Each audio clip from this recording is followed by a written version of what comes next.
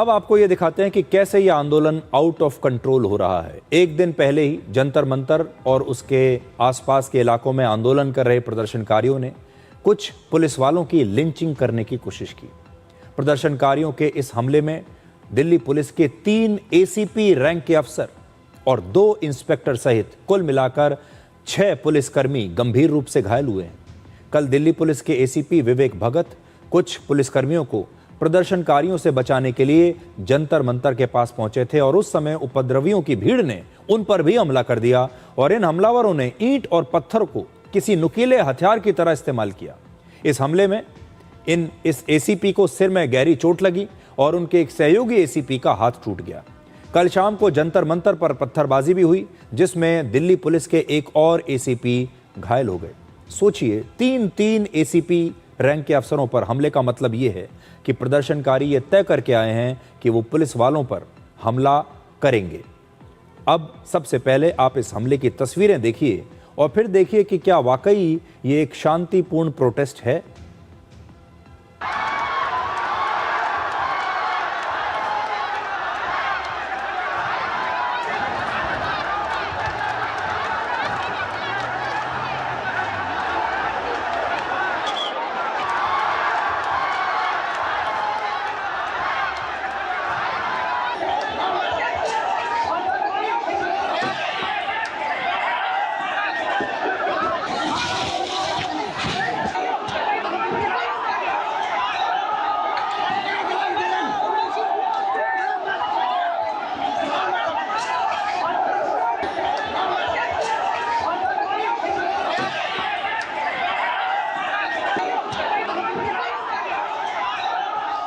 जैसे ही थोड़ी सी वहाँ पे हमारी पुलिस की स्टाफ आगे पीछे हुए, कुछ ने अपनी जान बचा के आगे हो गए और उनमें से एक को भीड़ ने ओवर पावर कर लिया।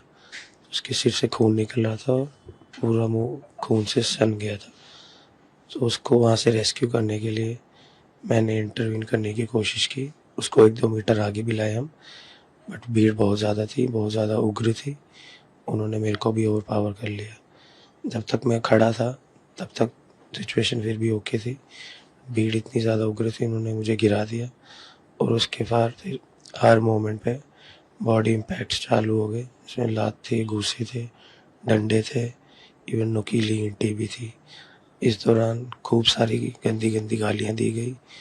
पुलिस वालों को स्पेशली टारगेट करते हुए उनको आइसोलेट किया गया और उनके ऊपर हमला किया गया। एंड में तो ऐसा हो गया था कि एक तरफ ग्रिल थी और बाकी तीनों तरफ उग्र भीड़ थी। तो इतना होश था कि मैंने ये सोचा कि ग्रिल पे अपना सिर ना लगे, तो वहाँ अपने हाथ अड़ा दिए और पीछे से धड़ाधड़ लात घूसे और डंडे बरस रहे थे। इस दौरान फिर मेरे को जो याद है, डीसीपी सर दिखे थे जो उस समय रात की शिफ्ट में थे, वो आए थे और फिर फाइनली उनके साथ में भीड़ से रेस्क्यू किया गया। जब हम संसद मार्ग पे पार्क होटल के आसपास जब पहुँचे तो तभी उन लोगों ने हमारे ऊपर बोटल्स फेंकना स्टार्ट कर दिया, फिर पत्थर फेंकना स्टार्ट कर दिया। Then they started shouting that कि मारो इन्हें मारो। तो जो हमारा स्टाफ था उनको उन्होंने मारना स्टार्ट कर दिया। तो उसमें से 3-4 लोग भाग गए थे, बट एक जो स्टाफ था हमारा फंस गया था और उसको वो सभी लोग मिलके मार रहे थे। तभी मैं और विवेक सर अंदर भीड़ में घुसे उन्हें बचाने के लिए। तो तभी उन्होंने विवेक सर और मुझे भी मारना स्टार्ट कर दिया। तो फिर तभी विवेक सर ने अपना जो डंडा है उसको फिराना स्टार्ट किया भीड़ को तितर बितर करने के लिए। पर हम तितर बितर करके थोड़ी ही दूर भाग पाए, पर हमें वापस से पकड़ लिया। विवेक सर को ज़्यादा लोगों ने गैदर कर लिया था, तो उनको काफ़ी इंजरीज आई है, उनका पूरा फेस खून से वो हो गया एंड पूरा उन्होंने नीचे गिरा के लातों से काफ़ी मारा है विवेक सर को। मैं इस साइड भगा था तो मुझे भी उन्होंने पीछे की तरफ से डंडे से मारा है और स्टोन्स वगैरह फेंके। अचानक से भीड़ आई और कुछ भी समझ में नहीं आया, उन्होंने दबोच लिया और इतना मारा कि बहुत ज़्यादा मारा। बहुत ज़्यादा थे, कम से कम होंगे 3-4 हज़ार से ज़्यादा थे। पत्थर थे, लाठी डंडे भी थे, चाकू भी ले रहे थे।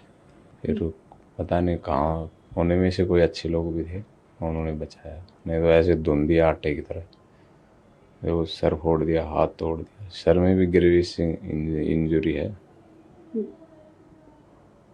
4 इंची घाव है। और मैं अपनी ड्यूटी पे जा रहा था वहाँ पर जंतर मंतर पर। जब संसद मार्ग पे सर वहाँ पहुँचा तो वहाँ पर करीब 2-2.5 हज़ार की भीड़ थी वहाँ। तो मुझे लगा कि मैं निकल जाता हूँ आराम से, तो मैं वहाँ निकला। उसके बाद वो लोग फिर एकदम से भड़क गए और मेरी तरफ आके बोले कि आंसू गैस का गोला छोड़ा है, हमारे पर हमला हो रहा है। तो मैंने कोई बात नहीं, आप आराम से रहो और मैं बात करता हूँ आगे जाकर। तो उन्होंने पीछे से सर मेरे लात मारी, घूंसे मारना स्टार्ट कर दिया। करीब 100-150 लोग थे जिन्होंने मेरे ऊपर हमला कर दिया और उनके हाथ में लाठी थी, डंडे थे, किसी के हाथ में कोई कड़ा था, जैसे कोई कड़ा वगैरह था, कुछ छोटे छोटे चाकू टाइप से भी थे उनके, जो मारना चाह रहे थे। मैं उनसे बच रहा था, डिस्टेंस था थोड़ा सा, तो मैं भागा वहाँ से, फिर गिरा, उन्होंने मेरे पीछा किया और मुझे मारा सर वहाँ पर। तो उसके बाद मैं आगे जब भाग के गया आगे, वहाँ पर पुलिस टीम थी तो जिन्होंने मुझे बचाया सर वहाँ पर। इस सारी की जो कहानियां अभी आपने सुनी, ये हमारे बहादुर पुलिस ऑफिसर्स और पुलिस कर्मियों का पक्ष है जो कहीं नहीं सुनाई दे रहा। इनका पक्ष कहीं नहीं आ रहा, ना सोशल मीडिया पर इनका पक्ष आ रहा है, ना मेन स्ट्रीम मीडिया पर, न्यूज़ चैनल्स पर इनका पक्ष आ रहा है। और लोग जो हैं, जो कहानी का जो दूसरा हिस्सा है वो देख नहीं पा रहे। हमारे देश में जितने भी फिल्म स्टार, बड़े बड़े सेलिब्रिटीज़ हैं, ये सभी लोग घायल छात्रों के समर्थन में सोशल मीडिया पर पोस्ट कर रहे हैं, उनके प्रति अपनी संवेदनाएं जता रहे हैं, कह रहे हैं कि ऐसा नहीं होना चाहिए, देखिए कैसे छात्रों को पीटा जा रहा है।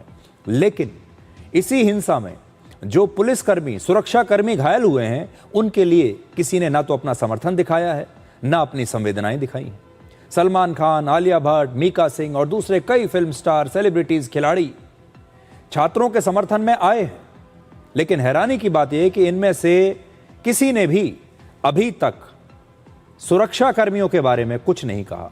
इनमें से बहुत सारे सेलिब्रिटीज को पुलिस की सुरक्षा मिली हुई है, दिन रात पुलिस की सुरक्षा में रहते हैं। हमारे देश में कितने ही ऐसे सेलिब्रिटीज हैं, फिल्म स्टार्स हैं, खिलाड़ी हैं, जिनकी सुरक्षा में पुलिस हमेशा लगी रहती है। कितने ऐसे लोग हैं जिनके घरों पर पुलिस की सुरक्षा लगी हुई है। जब ये लोग जो गायक हैं, बड़े बड़े स्टार्स हैं, अपने कॉन्सर्ट करते हैं, अपने बड़े बड़े प्रोग्राम्स करते हैं, तो यही पुलिस उनकी सुरक्षा में तैनात होती है।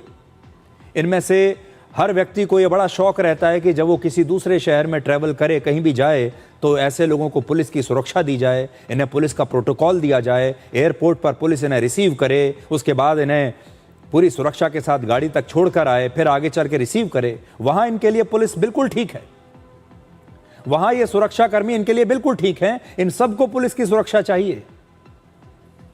सरकार को आवेदन देते हैं, चिट्ठियां देते हैं कि हमारी सुरक्षा बढ़ा दीजिए, यही पुलिस को हमारे साथ लगा दीजिए। लेकिन जब इन पुलिस वालों पर हमला होता है तो ये सारे के सारे लोग चुप बैठे हैं। दुख इस बात का है कि वर्षों से पुलिस की सुरक्षा और पुलिस के प्रोटोकॉल का लाभ उठाने के बाद भी इतने बड़े बड़े सेलिब्रिटीज में से किसी ने भी घायल पुलिस वालों और उनके परिवारों के लिए कोई संवेदना नहीं दिखाई। आखिरकार आज दिल्ली पुलिस ने ही सोशल मीडिया पर लिखा कि पुलिस की वर्दी के पीछे भी एक इंसान होता है, एक धड़कता दिल होता है, उसका परिवार होता है। वर्दी पहनने का मतलब ये नहीं कि उस व्यक्ति को दर्द नहीं होता। ड्यूटी पर तैनात पुलिसकर्मियों पर हमला बेहद निंदनीय और दुखद है। लोकतंत्र में सबकी अपनी अलग अलग राय हो सकती है, लेकिन हिंसा के लिए कोई जगह नहीं है, ये दिल्ली पुलिस ने आज लिखा है। और ये सब हमारे देश के लोगों को देखना चाहिए। A uniform does not make a person feel less pain। उसने अगर यूनिफॉर्म पहनी है पुलिस की, तो ये नहीं कि उसे दर्द नहीं होगा, उसे चोट नहीं लगेगी। उस पुलिस वाले के पीछे भी एक परिवार है, उसकी भी संवेदनाएं हैं, और वो सबसे बड़ी बात, अपनी ड्यूटी कर रहा है। कॉकरोच पार्टी के इस प्रोटेस्ट पर पूरी तरह से एक तरफा नैरेटिव अभी तक चल रहा है, चाहे वो सोशल मीडिया हो या मीडिया हो, जिसमें प्रदर्शनकारियों द्वारा हिंसा को जायज ठहराया जा रहा है। उनसे कोई सवाल नहीं पूछ रहा, लोग इसके बारे में बात ही नहीं करना चाहते। लेकिन जब पुलिस कानून व्यवस्था बनाए रखने के लिए लाठीचार्ज कर रही है, तो उसे लेकर हर जगह पुलिस की आलोचना हो रही है। जो लोग पुलिस की पिटाई कर रहे हैं, उनसे कोई सवाल नहीं।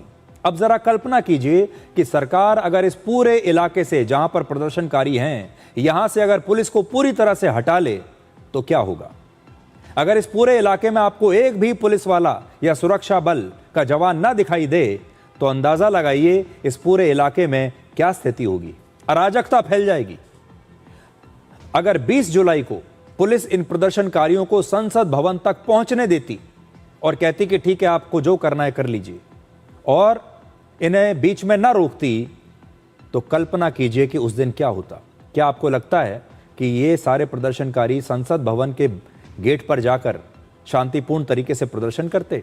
क्या ये अंदर गेट तोड़कर अंदर नहीं जाते? और अंदर जाने के बाद क्या करते, आप ये भीड़ देखकर अंदाजा लगा सकते हैं। इसलिए हमारे देश के इन ड्यूटी पर तैनात सुरक्षा बलों के लिए और पुलिस वालों के लिए भी आज आपको अपनी संवेदनाएं भेजनी चाहिए। हमारी तो हैं, और इसीलिए आज हमने आपको ये खबर दिखाई।